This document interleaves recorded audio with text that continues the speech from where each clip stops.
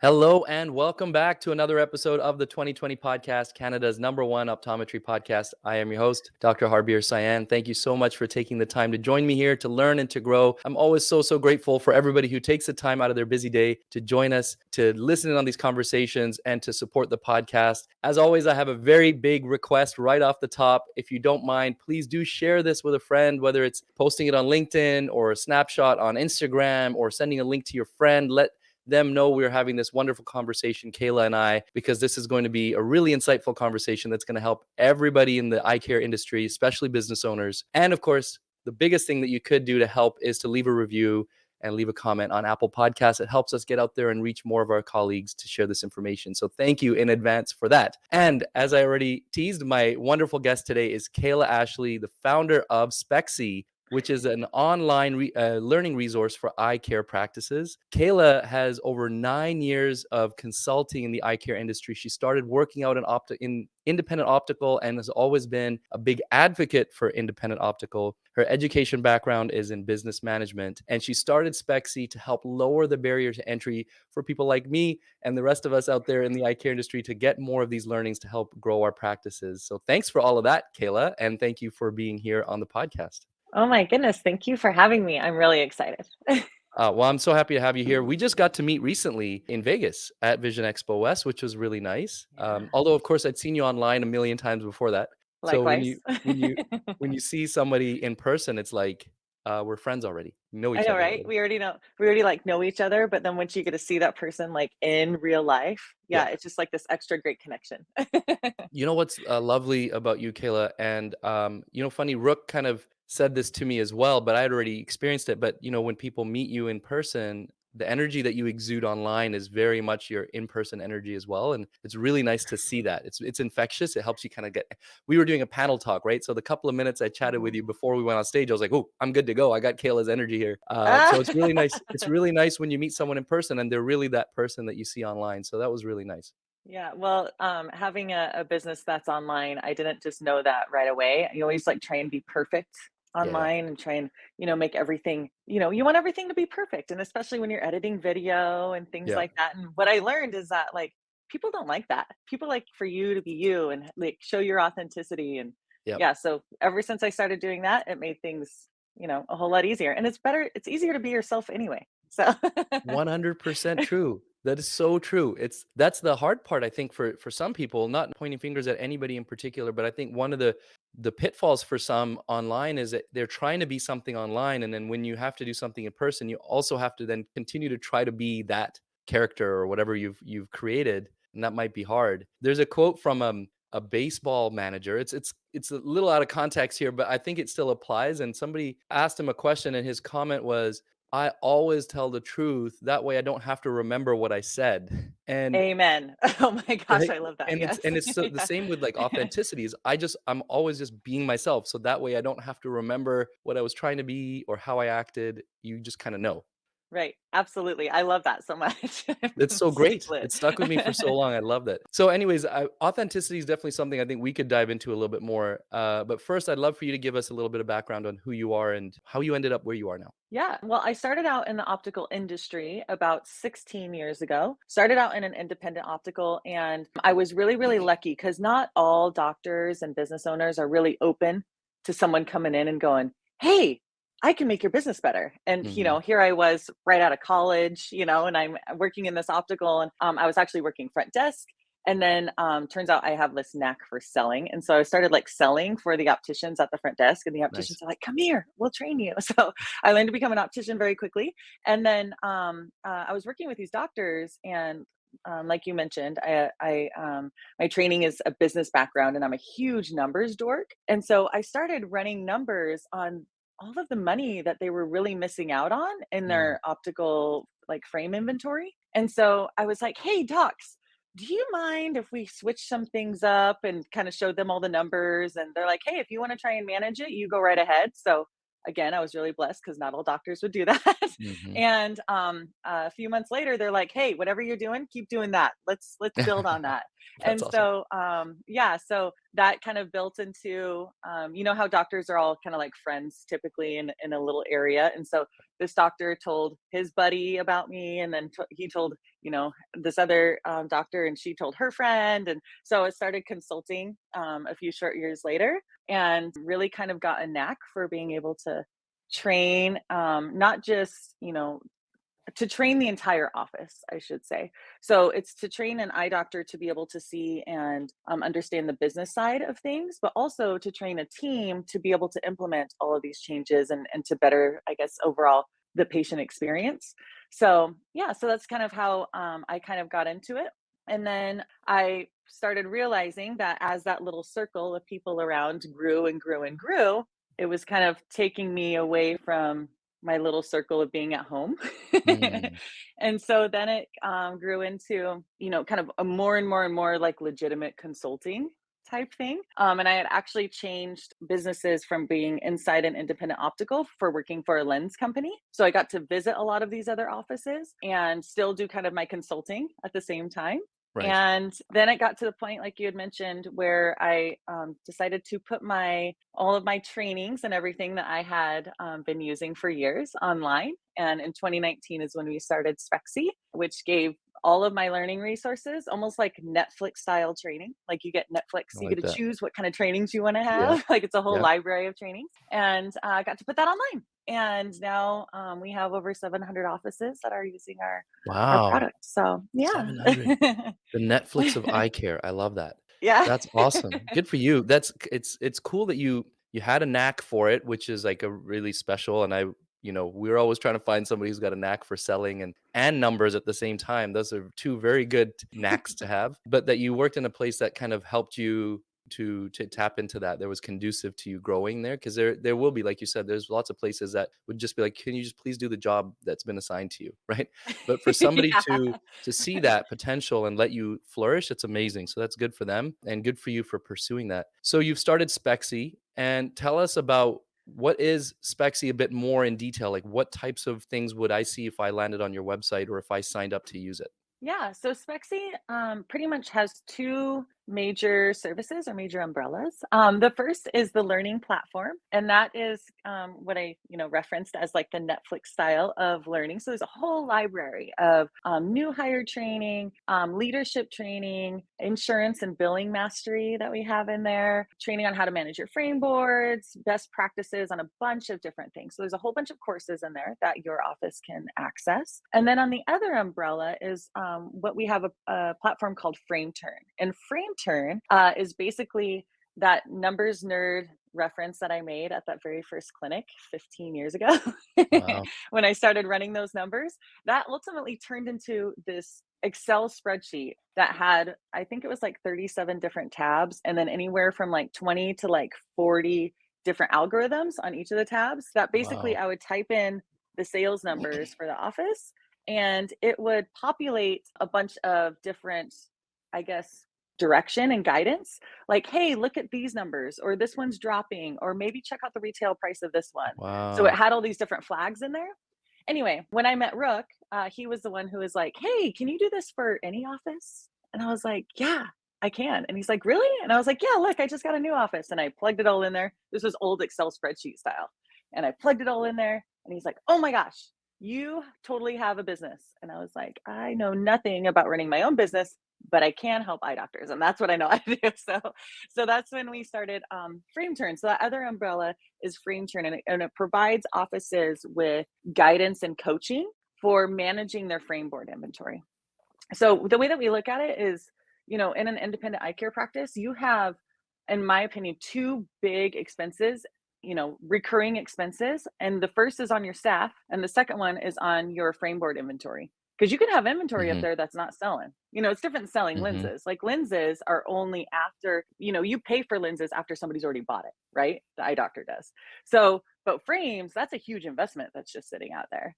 Yep. So what we, you know, what we say that Spexy allows for offices to do is to be able to maximize those two biggest expenses. So we're training your team, we're helping your team to be optimized as much as possible. And then we're also helping you to better manage and I guess really optimize that frame board inventory as well. Yeah, that's huge. That's huge. Absolutely. Like I know that from my own practice. I look out there sometimes, I'm like, I know those frames have been there for a long time. And anytime we're buying new frames, I was like, my staff takes care of it, but I sometimes peek out and look and I was like, is that gonna sell or is that gonna just sit on the board? Because we need to, I trust my staff, I do, but like at the same time, I'm like, we need to make sure we're managing this. And I am not, this is, something that you said offline is something that definitely needs to be said online is, we as in like optometrists we get very little or almost no business training whatsoever, right? So we open these Correct. practices and we have to learn it on the fly, and some of us are better at it than others. Some others are better at it than I am, that's for sure. And so what you're saying to me right now definitely sounds very intriguing and sounds like something that we'll have to talk about a little bit more after we're done recording here as well. I wanted to ask you, what does it say on the board behind you there? Spexy Oh, is? right here. Spexy is a resource for freedom. I love Yeah. it. So Spexy is a resource for freedom. So we found, with owning an independent office or being an independent, practice owner. So Rook, who we were talking about Yes. earlier, he's Dr. Rook my business Torres. Let's partner. give him a shout Yes. out properly here. Dr. Rook Torres. We're actually getting married next week. True Wow, story. next This is week? awesome. I know. Yeah, I know. Congratulations. Wow, We've been together amazing that for you 10 took the years. So time we're to actually record this a week before your wedding. Thank you.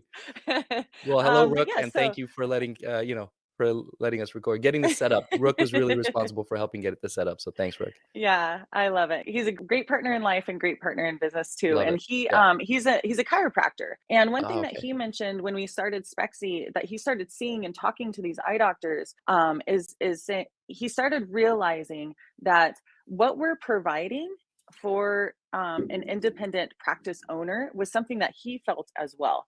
And what we're providing is this, resource for them to be able to grow and to, because being a doctor, let's just be honest, being a doctor makes decent money. Being an optometrist makes decent money.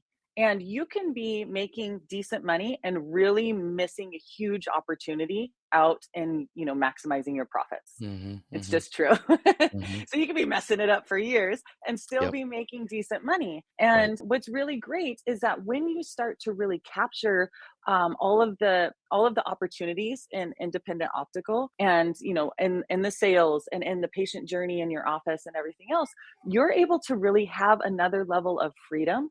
And so that's why we have Spexy as a resource for freedom, I because love it. it's really what we believe is we're really allowing offices to capture another level of production and another level of freedom and peace of mind and things like that. So It's so amazing that you that's a statement that you believe and you have there, because that's something that I talk to colleagues about, when we're talking about, okay, I want to make this next step, or I want to grow to this level, or I want to open another practice or whatever it might be. My thought is always like, why do you want to do that? And some, want more money or they want this. Ultimately, for me, all of those things, when you put them into, if I was to put it all into one word, the word is freedom.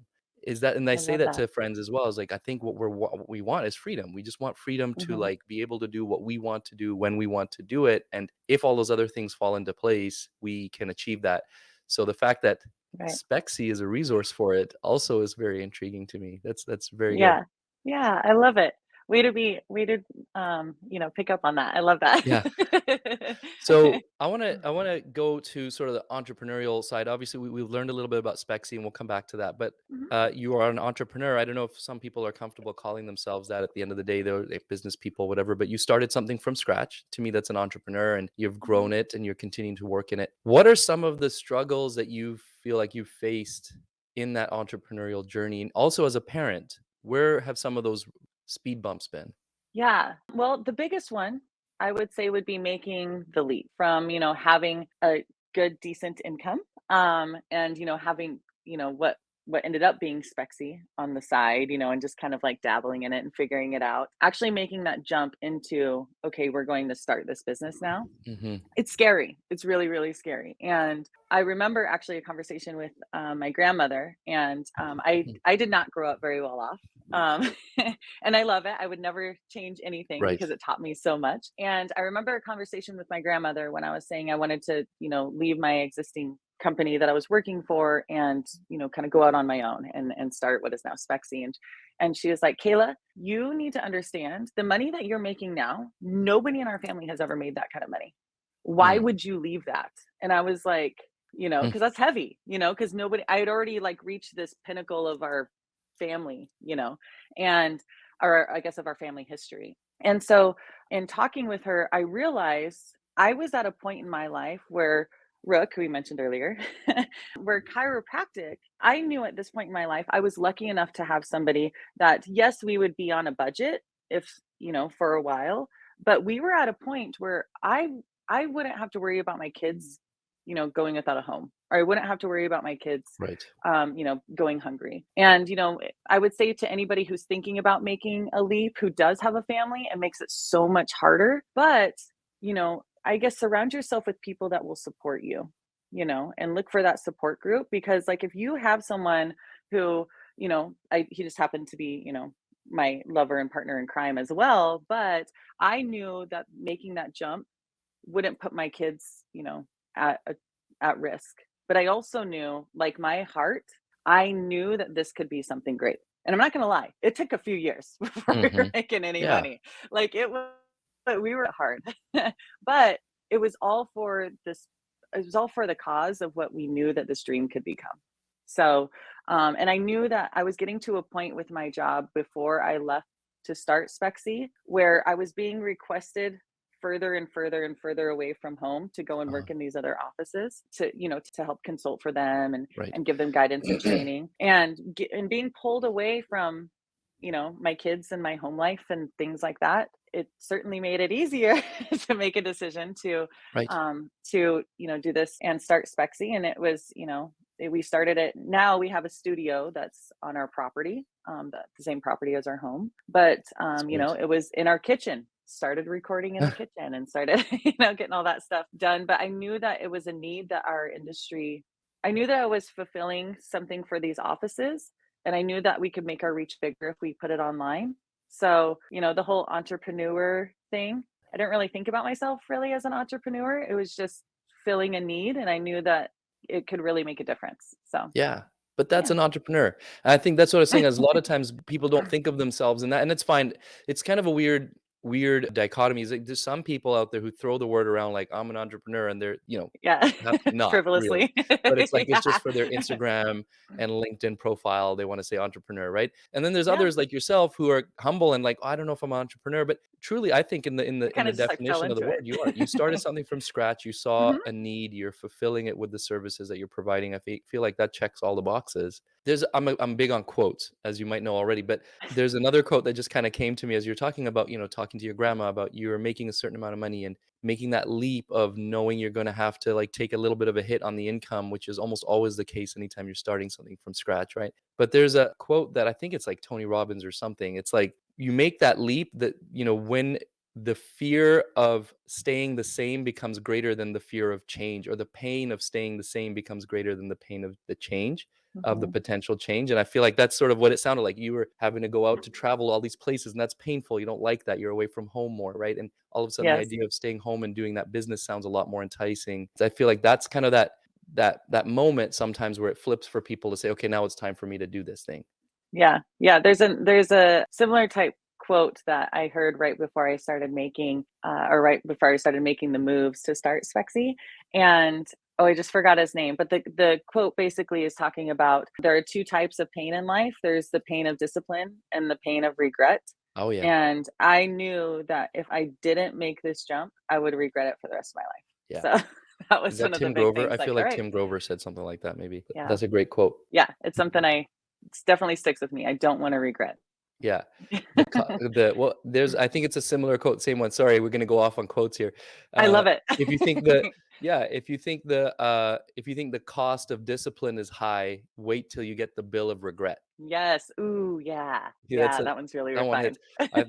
That was definitely Grover who said that one. But anyways, it makes a lot of sense. And the other thing that I love about this is you started in just filming stuff in your kitchen. You just took what you had and you started doing that. It reminds me of when I started the podcast. A lot of times people ask me like, "How much did you spend on your equipment?" And I said, I still use the same lights I bought when I started like 4 or 5 years ago when I started trying to So record do these I. videos, which cost me like 60, $70 off Amazon. And then I Mhm. was using this little mic that I would clip into my phone, and that cost me like $30 off Amazon. So total cost like $100. And then I was doing everything else on the back end myself. And that sounds like kind of how you were Yes. just, right? I mean, a lot of times people Yeah. think they have to buy all this fancy equipment. Yes, I have a decent mic now with all this stuff, and this came later, much later, right? And you have your Hmm. studio, which came later, but that Absolutely. you don't have to wait until you have the ability to buy all the fancy equipment, all the perfect space, all of that comes after you get started. So it's nice to Yeah. hear that Yeah. from you as well.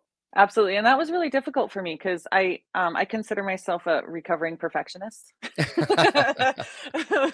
Where, like, I find myself oftentimes in this mindset of like, "Nope, it's not perfect enough, it's not perfect enough," Mm, and mhm, you kind of, I mean, especially when you're trying to start something new, you just gotta do it. Just yeah, do it because you're gonna mess it up anyway, right. you know? So true. Yeah, and so and you're gonna, I mean, I hate looking back at those old videos from my kitchen. I was like, "I cannot believe I put this out there. This was so bad." But, like, it took actually doing it. I mean, it would have been ridiculous for me to buy, a couple $1,000 camera and this big old fancy thing and all this fancy stuff to still be, I wasn't ready to Right, be what I am now. You know what I mean? So, you have to, like, grow with it, and I think that if you just start doing it with what you got, just kinda, like, make the leap and just start making those changes, then, your stuff, a little bit better camera and a little bit right. better this and a little bit better audio, well, that just grows with it. But Yeah, there's no point in spending all of this money when you're still kind of like perfecting yourself. right. So, yeah, don't be a Absolutely. perfectionist. Don't be a perfectionist. Trust me, I am a very much an imperfectionist. I'm definitely one of those, like, done is better than perfect or whatever they say, which is sometimes detrimental because 'cause I'm like, "Ah, it's good enough."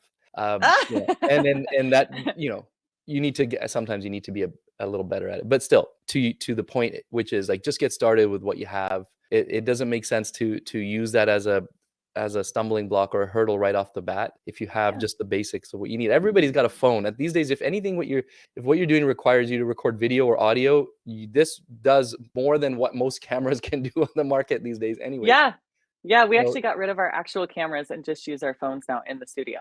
that's Like, we awesome. have Yeah, our your phones set videos up are in the good studio too. because, like, the cameras are so great, like, in the studio setting and, like, on the newest iPhones and everything else. Yeah, Yep, we're just, like, out. that's awesome. That's great. There you go. Perfect. So I want to, you've shared kind of what the challenges were, some of the challenges were as far as getting started as an entrepreneur. Let's turn it to specifically optical industry. What are some of the challenges people are facing in the optical industry? And of course, how does Spexy help to overcome? I know you've talked about it a little bit, but what are you commonly seeing maybe in some practices?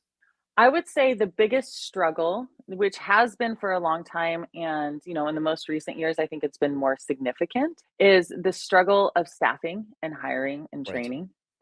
Huge, huge, huge struggle. I mean, I was just doing CE courses yesterday, and they did this poll, and that was the biggest problem that offices have by far. And there were like over 400 people on this CE event, and it's what I see over and over and over again. And the thing with training and staffing and independent optical is that you have a staff typically of a small staff number, right? So let's just pretend that you have 5 staff members, right? And here's the problem that we run into. So you have 5 staff members, and or let's say that you're hiring a 5th one. Now maybe it's because somebody's left, or maybe it's because you've grown, which is good, and so you need a Hmm. 5th one.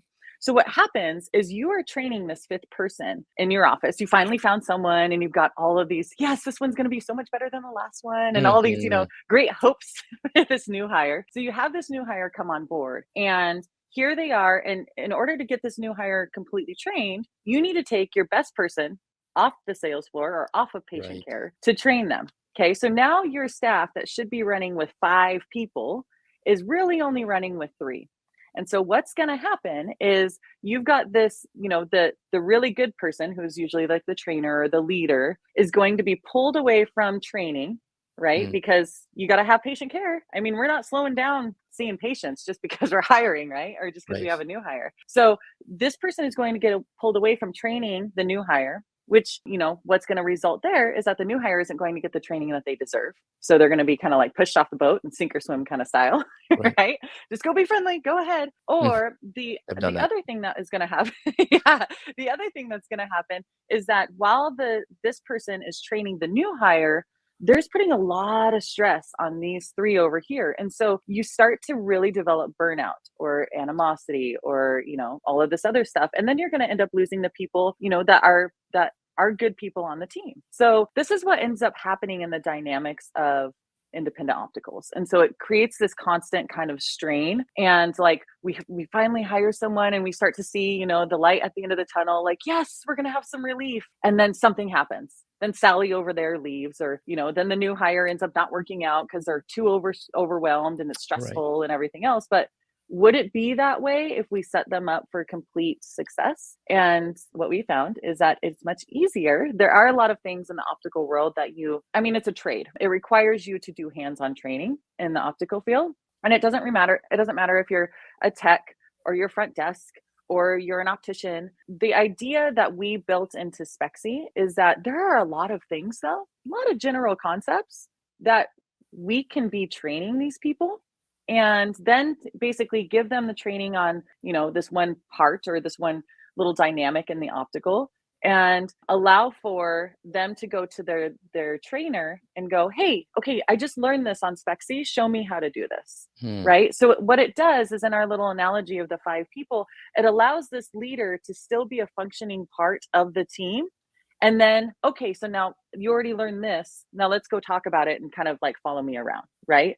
And so that's where you get a lot of the hands-on thing. So in our little analogy, it allows for the new hire to have a full, well-rounded training, which is when they're pushed off the boat. It's like, oh yeah, I swear I taught you that. No, Hmm. you didn't. So, but when you go through like our new hire training course, there is a very specific training that we do. And the idea of the training, I guess, structure is to allow for that new hire to be a contributing part of the team as quickly as possible. Right. So many times we're like, okay, we're just going to let them do all the training and read all the manuals and do all of us following us around for 2 weeks. And then we're going to let them go, right? Hmm. We're going to Hmm. let them fly free and they're going to be great. Well, that's not the reality of the optometric field, because there's always patients and things and stuff to mess all that up. So to allow this person to be training and then to come in and, I guess, come into the chaos and see how they can implement their training is really a better structure, to allow for them to, okay, maybe they don't know how to fit glasses, Right. but they sure as heck can learn really quickly how to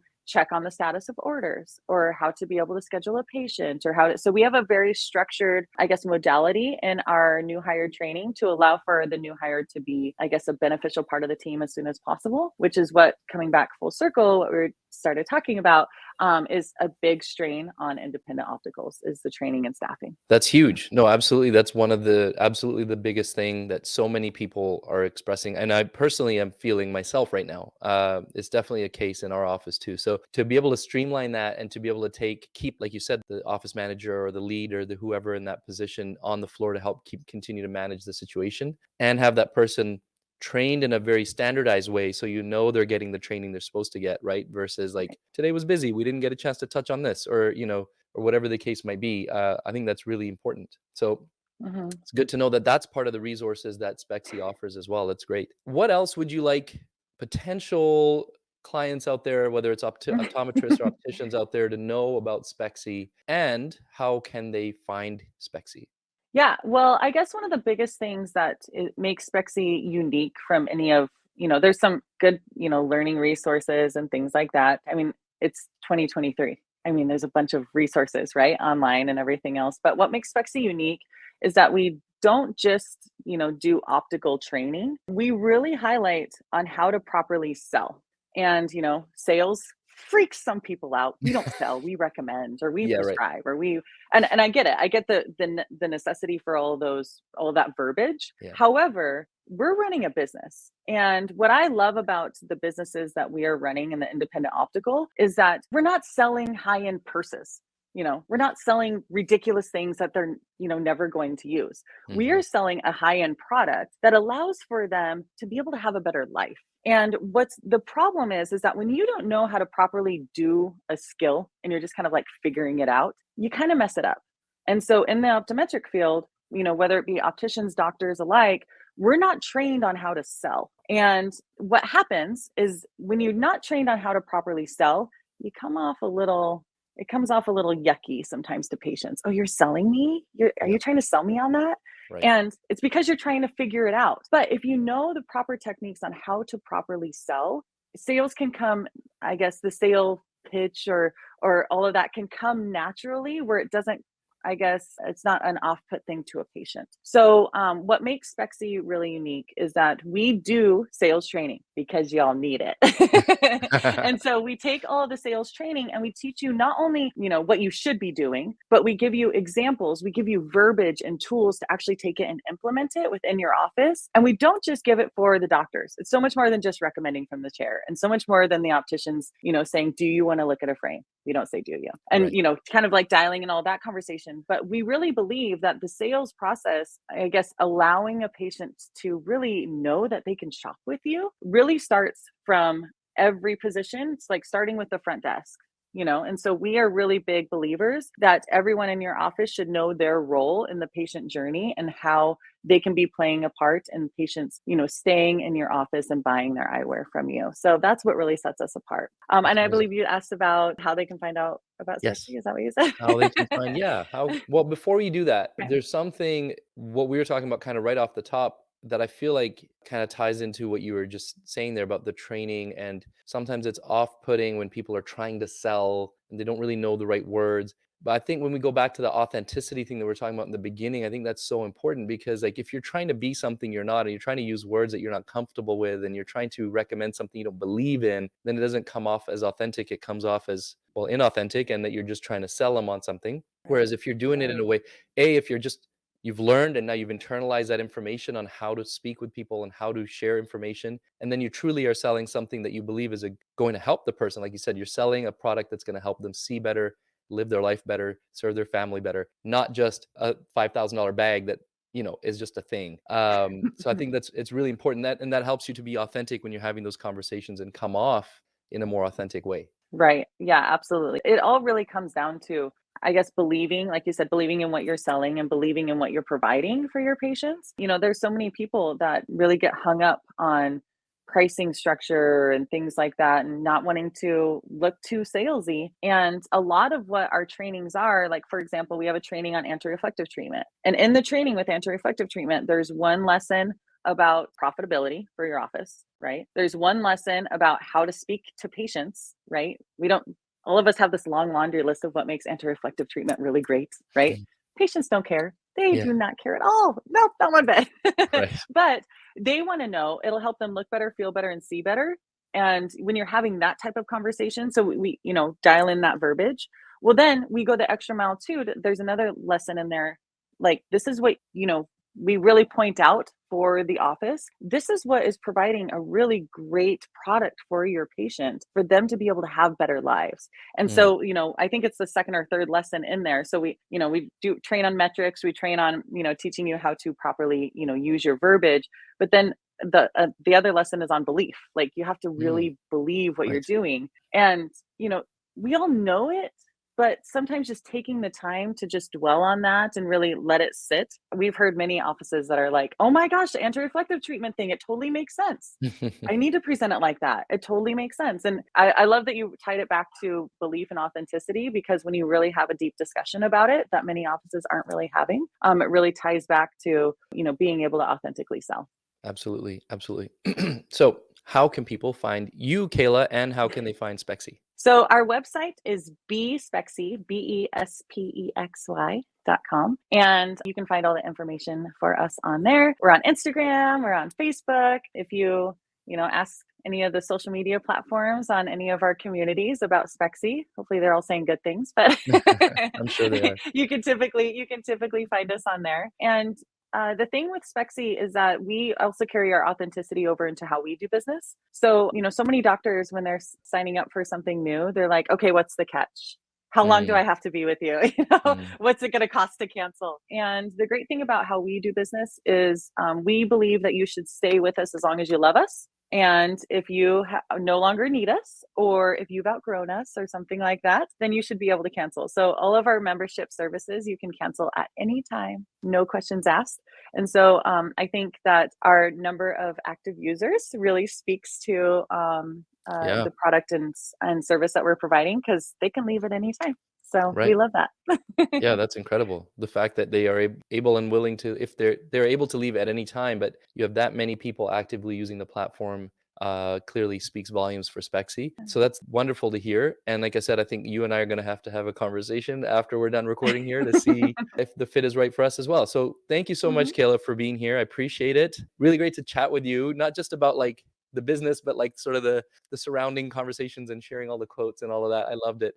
I Any love it. final words you want to share before we wrap up? I guess the biggest thing is I appreciate you having me on here, because I really believe that, independent opticals have a really great, I think we're at a really great time in the optical industry, where there's so many changes, Mm, and online opticals are causing independent opticals are almost like forcing this change true. for us to be able to adapt. And I know that opticals are hungry to adapt and don't really know the best way to go about doing it and implementing change in their offices. So I really appreciate you having me on here, in hopes that we can, I guess, be a resource to more of your listeners. So thank you.